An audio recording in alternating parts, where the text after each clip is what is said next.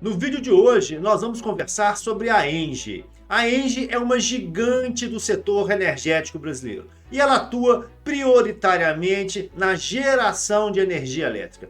Mas qual será os seus fundamentos? É uma boa empresa? Ela está endividada? Compensa investir na ENGIE? Calma, neste vídeo eu vou responder todas essas perguntas, ok? Se você é um investidor de longo prazo, se você procura informações de qualidade sobre oportunidades de investimento na Bolsa de Valores, calma, você chegou ao canal correto. Seja muito bem-vindo ao Tsumoney Finanças. Meu nome é Igor Rolandim, eu sou economista, tenho mais de 30 anos de formado e tem 20 anos que eu invisto regularmente na Bolsa de Valores. Eu criei esse canal para dividir os meus estudos com vocês. Tudo de graça, tudo tecnicamente orientado e eu não vou te pedir nada em troca, somente uma curtida, ok? Grande abraço e bora pro vídeo! Para início de conversa, deixa eu dar uma explanada geral sobre a ENGIE. Que bicho que é esse, ok? Então, a ENGIE é uma gigante, fatura algo em torno de 12 bilhões de reais por ano, ok? Tem uma capacidade instalada de 13 gigawatts, isso equivale mais ou menos a 6% da capacidade de geração de energia do Brasil. Ela tem um parque de geração muito diversificado. Para vocês terem uma ideia, ela possui 109 usinas. E aí estão incluídas usinas hidrelétricas, PCHs, usinas de biomassa, usinas eólicas, usinas solares, né? E o fato legal é que dessas 109 usinas, 106 usinas são 100% ENGIE. E isso é muito bom porque traz um balanço limpo para a gente analisar, ok? Em relação ao faturamento, 88% do faturamento é de geração. Mas ela também trabalha na transmissão de energia com algo em torno de 11% e ela também faz alguns trades de energia, comprando e vendendo energia. Isso dá mais ou menos 2% do faturamento, beleza? Em relação ao papel, vamos lá. As ações ordinárias da ENGIE são dominadas pelos franceses, né? A ENGIE França, que possui atualmente mais ou menos 67% das ações ordinárias. O free float está na faixa dos 31%, é um free float legal, dá para operar, e isso acarreta uma liquidez diária de mais ou menos 58 milhões de reais por dia, ok? Em relação aos dividendos, ela paga na média, né? Aquelas empresas que mesclam crescimento com energia elétrica pagam na faixa aí de 6, 7% ao ano, né? E isso é a média anualizada dos últimos 5 anos. Em relação à volatilidade, ela é uma empresa mais tranquilona. Ela tem uma volatilidade estimada em 17% e o beta é bem baixinho, 0,64%, né? Mas o que é beta? Beta é um indicador que correlaciona o desempenho do Ibovespa com o desempenho da ação. Então, quando a gente fala que o beta da ENGIE é de 0,64, isso significa que quando o Ibovespa se movimente um ponto percentual para cima ou para baixo, é de se esperar que a ação da ENGIE se movimente em 0,64, ok? Bora para o vídeo que nós vamos destrinchar a parte econômico-financeira da ENGIE. Vamos lá, pessoal, fazer a avaliação econômico-financeira da ENGIE. Eu utilizo a análise dinâmica de balanços e para isso eu peguei os balanços da empresa de 2020 a 2025, fiz uma reclassificação das contas para conseguir oferir 3 indicadores, que é o capital de giro, a necessidade do capital de giro e o saldo de tesouraria. Pessoal, para quem não conhece a análise dinâmica de balanços, né, essa é uma teoria que já está em funcionamento há mais de 30 anos, veio da França, é muito utilizada pelo setor bancário e serve para fazer uma análise rápida, separando o joio do trigo, separando as empresas boas das empresas ruins, ok? E é muito interessante porque a análise fundamentalista em geral, ela se concentra em mais de uma centena de indicadores. Quando a gente abre um site fundamentalista, muitas vezes a gente fica até perdido, né, em relação à quantidade de indicador, e a análise dinâmica não, ela é mais simples. Ela trabalha com 3 indicadores e com somente esses 3 indicadores e com um gráfico que eu vou mostrar para vocês, nós já conseguimos separar as empresas boas das empresas ruins, ok? Esse aqui, pessoal, é o gráfico de blocos, né, da Engie, e eu gosto de pegar essas informações do último balancete disponível, que no caso é o primeiro trimestre de 25. Quando eu vejo essa representação, o que eu percebo? Vamos lá, pessoal. Essa representação separa o balanço patrimonial em dois grandes blocos: o bloco da fonte e o bloco da aplicação, ok? Na fonte, de forma surpreendente, a necessidade de capital de giro ela aparece. Normalmente, necessidade de capital de giro não é fonte, é a aplicação. Tá? Mas no caso da Engie, ela tem uma necessidade de capital de giro de 928 milhões de reais negativo, e isso, né, é muito improvável, porque geralmente nós temos necessidade de capital de giro negativo naqueles negócios que o dinheiro entra primeiro para depois surgir as despesas, né? Que tipo de negócio? São, por exemplo, os planos de saúde, são as seguradoras e é também, por exemplo, as empresas de telefonia, Vivo, TIM, esse tipo de empresa. Mas no caso das elétricas, né, geralmente também acontece isso nas empresas de geração e transmissão. E no caso da Engie, isso não é diferente. Ela tem uma necessidade de capital de giro negativa, né, de 928 milhões de reais, e ela tem também um capital de giro positivo de 1,9 bilhão de reais. E isso é muito bom, né? Por quê? Porque junta esse capital de giro, que é positivo, com essa necessidade de capital de giro, que é negativa, isso perfaz o total de 2,8 bilhão de reais, que é esse número aqui que está no mouse, tá? E isso demonstra que a Engie é uma empresa de muita liquidez. E essa característica dela, ela é constante, né? Você pode perceber que ao longo dos anos, né, o saldo de tesouraria sempre foi positivo, ok? Capital de giro até chegou a ser negativo em 2024, ligeiramente negativo, mas como a necessidade de capital de giro ela é negativa também, a empresa não passou por nenhum problema de liquidez. É uma empresa ok, é uma empresa muito adequada, mas nós vamos pegar essas informações e plotar no gráfico. E depois nós vamos abrir, né, cada uma dessas contas para verificar o que tem de importante, ok? Bora lá ver o gráfico. Esse aqui é o gráfico, pessoal, dos indicadores dinâmicos e nós temos três equações, né? A linha vermelha é a necessidade de capital de giro, a linha amarela é o saldo de tesouraria e a linha azul é o capital de giro, ok? O que tem de importante aqui?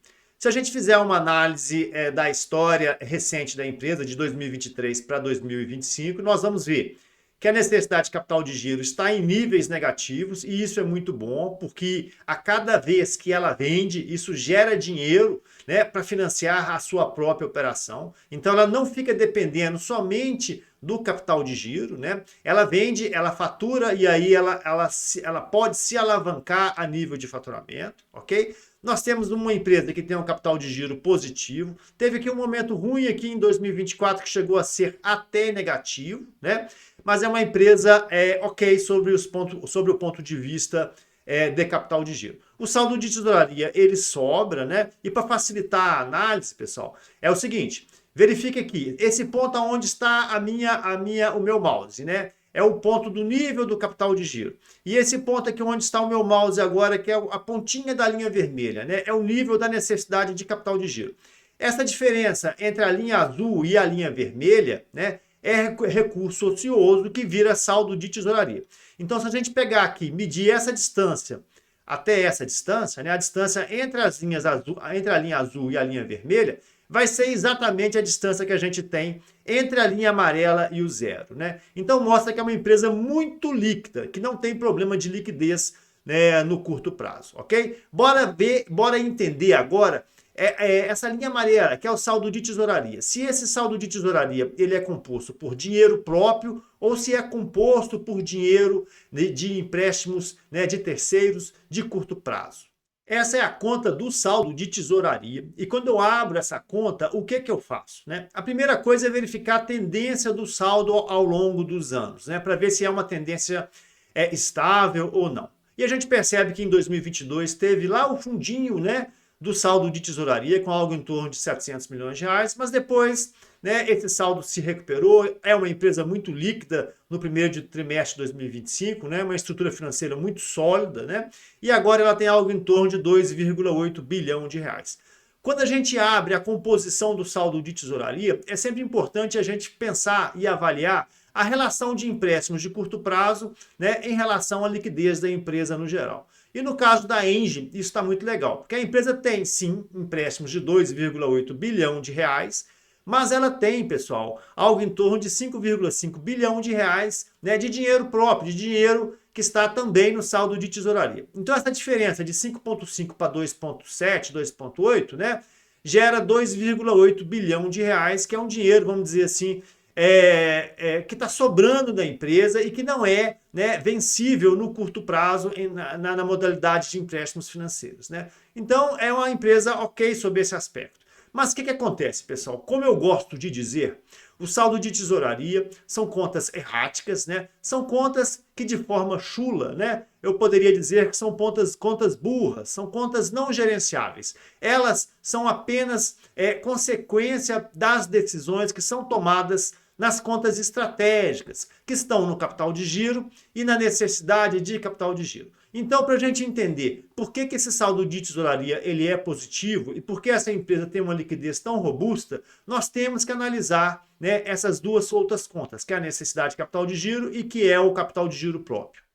Essa é a conta da necessidade de capital de giro, que ela é composta, né, pela composição, pela somatória entre as contas cíclicas do ativo e as contas cíclicas do passivo, ok? Nós percebemos, pessoal, que a Engie é uma empresa que tem um faturamento um pouco constante, né? Em 2019, a empresa estava faturando algo em torno de 12,2 bilhões de reais e agora está faturando em torno de 11,2. É a mesma coisa, né? Não há que se preocupar.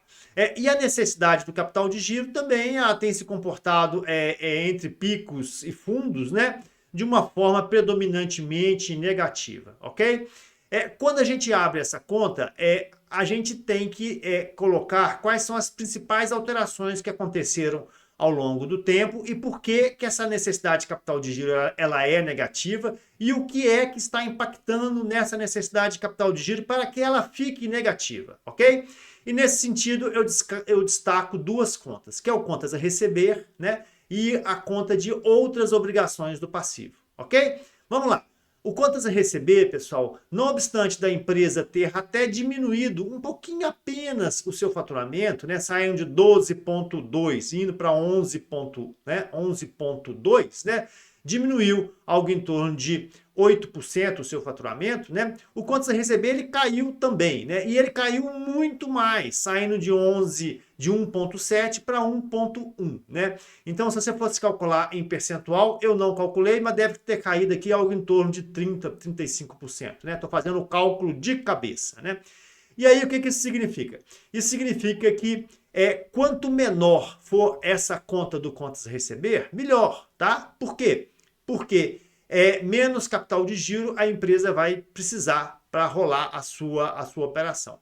Então a Engie é uma empresa que tem pouco dinheiro a receber no longo prazo, né, ao longo dos anos, e ela tem feito um manejo adequado em relação a isso. Isso é uma característica muito relevante das empresas de geração de energia, das empresas de transmissão, ok? Que tem um fluxo de caixa previsível, né, e praticamente depois que o projeto ele é implantado, praticamente não há despesas, né? Nós costumamos falar no setor energético, no setor elétrico, né, que esses empreendimentos eles se comportam como se houvesse uma curva da banheira, né? Num primeiro momento, né, existe muitos gastos para se implantar um empreendimento, né? E aí depois, lá no fundo da banheira, passa-se 20, 30 anos sem ter manutenção praticamente nenhuma, e aí depois, quando a concessão está diminuindo, realmente nesse momento é que acontecem as despesas, ok? Em relação às contas cíclicas do passivo, nós percebemos que houve uma variação positiva, né, dessa conta outras obrigações, saindo de 2,3, batendo seus 3 bilhões de reais. Isso é interessante, e eu até abri a composição dessa conta que está aqui, ok? A gente percebe que essa conta é composta pelos dividendos, né, pelas concessões a pagar, o uso do bem público, obrigações fiscais e regulatórias, instrumentos, outros passivos, enfim, esse tipo de coisa. Então é uma conta que está sendo financiada de forma inteligente, né, pelo contas a receber, né, e pelas outras obrigações, ok? a gente percebe que é uma empresa bem administrada, é uma empresa que não tem nenhum ponto de risco a ser comentado em relação à necessidade do capital de giro. Essa aqui é a conta do capital de giro, né? E quando eu abro essa conta, a primeira coisa que eu faço é verificar a tendência ao longo dos anos, né? E excetuando aqui esse breve momento aqui em 2023, né? Nós vamos perceber que é uma empresa que sempre se caracterizou por ter um capital de giro próprio positivo, né? É importante nós entendermos, né, algumas contas, né, que compõem o capital de giro próprio, né? E aqui eu já circulei aqui duas contas, né, que é o imobilizado e o intangível. Essas duas contas, ao longo desse período, de 2019 a 2024, né, elas tiveram uma variação relevante aí na faixa de 12 bilhões de reais, né? E nesse momento é importante a gente entender de que forma que essa conta foi financiada, ok? Quem que pagou esse dinheiro que foi imobilizado pela Engie ao longo desses anos, né? E o número é 12 bilhões, ok? Esse dinheiro ele veio de empréstimos e financiamentos, ok? A conta variou de 15 bilhões em 2019 para 24 bilhões em 2024, né? Variou aqui 8 bilhões de reais.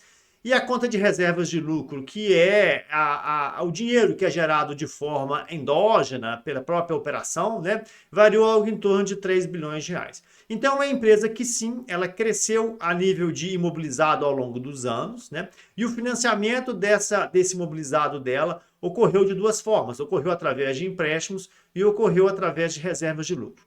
É muito bom porque eu percebo que a empresa não financiou esse crescimento somente através de empréstimo, através de dinheiro de terceiros. Agora, para a gente ter uma noção sobre o endividamento da empresa, nós precisamos olhar, né, o perfil de dívida da companhia. Vamos lá. Essa é a conta do endividamento, né? E quando a gente abre essa conta, o que é importante, né? Nós temos que avaliar como a dívida líquida tem se comportado ao longo dos anos. Nós vamos perceber que a dívida líquida da Engie, ela sim tem variado de forma positiva, saindo de 12,2 bilhões de reais e batendo aí 20,2 bilhões de reais em 2025. Então é uma empresa que contraiu aumento de dívida líquida ao longo desses anos na faixa de 8 bilhões de reais. Isso é preocupante? Depende. Para eu te responder isso, nós temos um indicador que é pegar a dívida líquida e dividir pelo EBIT. E foi isso que eu fiz ao longo dos anos, ok? Aqui a última linha da tabela. E nós vamos perceber que o pico do endividamento foi em 2021, quando a empresa teve um indicador dívida líquida dividido pelo EBIT de 3,1. Embora, pessoal, lá em 2021, a dívida líquida da empresa era de apenas 15 bilhões de reais, né? Agora a dívida líquida é de 20 bilhões, ok? Mas hoje o indicador dívida líquida dividido pelo EBIT, ele é melhor, ok? Em 2024 e 2025, a gente deve estar com um indicador aí na faixa dos 2,6, beleza? Lá em 2021, esse indicador era 3,1. Mas como assim? Como a empresa se endividou mais a nível monetário, a nível quantitativo, e o indicador melhorou? Simples, pessoal. O EBIT da empresa melhorou ao longo dos anos. E aí, como ela está tendo uma geração de recursos mais forte, né? Esse indicador ele fica mais agradável, mais palatável, ok? A Engie é uma empresa endividada? Vamos lá. Normalmente, numa empresa normal, se você pegar aí na bibliografia, né, nos estudos, você vai perceber que a turma fala que o indicador legal é 1. No caso da Engie, ela está com um indicador de 2,6, bem maior do que 1, né? Mas nós temos que lembrar que a Engie trabalha no setor de energia, é um setor previsível, ela trabalha com geração, ela trabalha com transmissão, isso aí, essas duas contas é praticamente 100% do seu faturamento, ela não trabalha com distribuição, ela tem ativos de longo prazo, com receita previsível, que são reajustados anualmente. Então, esse indicador para uma empresa do setor de energia é totalmente factível, é totalmente tranquilo, ok? Essa aqui é a tabela na qual eu estudo, né, os indicadores da DRE e nós temos 4 indicadores, que é o faturamento, o CMV, o EBIT e o lucro líquido. O faturamento da empresa está constante ao longo dos anos e eu entendo que isso aqui é um fato que gera algum mal-estar no mercado financeiro, né?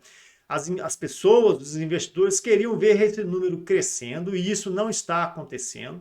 Mas, por outro lado, é uma empresa que tem um CMV baixo, aí na faixa dos 45%, né? Isso é muito bom. Só lembrando que a Engie é uma empresa que mescla geração de energia com transmissão, né? E isso faz com que não só o faturamento seja previsível, mas as despesas, o custo também é previsível, ok? É uma empresa que tem um EBIT legal aí na faixa dos 50%, 60%. Existe aqui uma anomalia nos anos de 2023 e 2024, ok? Nesses anos, a empresa vendeu uma térmica lá no Rio Grande do Sul, o TE Pampa do Sul. Então, o EBIT de 23 e o EBIT de 24, eles estão distorcidos, beleza? Então, a gente tem que considerar essa situação e perceber que o EBIT razoável para a Engie seja aí na faixa de 45 pontos percentuais, ok? É uma empresa que vai dar lucros aí na faixa de 25%, é um lucro legal, é um lucro previsível ao longo dos anos, ok? E aqui embaixo eu gosto de dar uma tratativa em relação aos valores financeiros. Em cima é percentual, embaixo são valores financeiros. Então, gente, pensar em Engie é saber que é uma empresa que deve faturar algo em torno de 11 bilhões de reais, 11, 12 bilhões de reais. Ela sempre vai ter um EBIT aí na faixa dos seus 5,5, 5,8 bilhão, beleza? E ela vai te dar um lucro líquido de 2,6. Um ponto que eu não gosto na Engie, né, é o resultado financeiro da empresa. Ela tem deixado algo em torno de 2 bilhões de reais na mesa, né? Então, se eu fosse um consultor, se eu fosse um diretor, um presidente da Engie, eu, assim, como eu tenho na mão uma empresa que não é de crescimento, né? Eu acho que esse endividamento ele deveria ser reduzido, né? Mas, enfim, essas aqui são as características da Engie. Vamos lá fazer o fechamento do vídeo. Então vamos lá, pessoal. O que eu vi quando eu analisei Engie, né? Se eu analisar os dados, os indicadores dinâmicos da Engie de 2025, eu vou ver uma empresa muito forte, né, que tem um índice de liquidez muito alto, uma empresa que não tem o menor problema de liquidez, nem no curto, nem no médio prazo, né? Ela tem hoje em caixa algo em torno de 2,8 bilhão de reais, tem um capital de giro próprio, né, forte na faixa de 1,9 e tem uma necessidade de capital de giro negativa. E isso é muito bom, né?